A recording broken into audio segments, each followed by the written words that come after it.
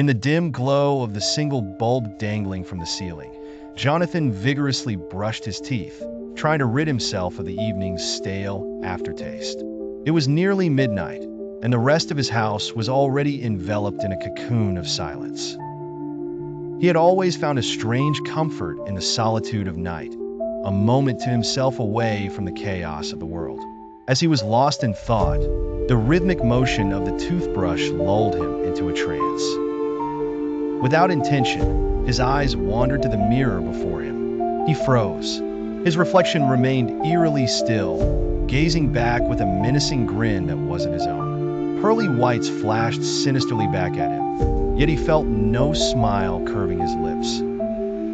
Jonathan blinked furiously, thinking perhaps he had imagined it, a trick of the dim light or a figment of his tired mind. But no, the gruesome smile was still there, etched onto the face that was so unmistakably his.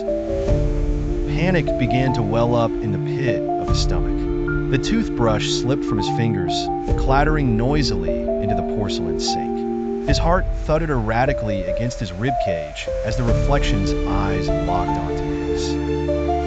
It lifted a ghostly finger to its lips and whispered through the mirror's cool glass, "Chill." Before Jonathan could react, before he could scream or even whisper back, his reflection moved, a spine-chilling ripple as it stepped cleanly out of the mirror. The room seemed to shudder with a cold draft that sent prickling shivers across Jonathan's skin.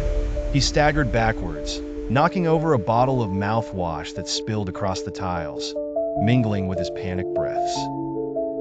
There, standing in the feeble light, was the man from the mirror, his perfect doppelgänger, yet not quite. Dark, soulless eyes bore into him, filled with an ancient malice that seemed to sidestep the constraints of reality. The creature, this thing that wore his face, advanced slowly, each step calm and purposeful. Jonathan, paralyzed with terror, could feel his will melting away. "What are you?" he croaked, voice breaking. His own voice echoed back, chilling and hollow.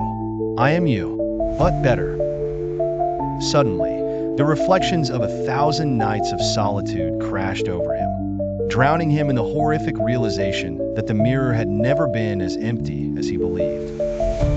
As the creature reached out, its fingers brushing against his skin, the last shreds of his consciousness dissolved into the empty void of silence where lonely whispers rang.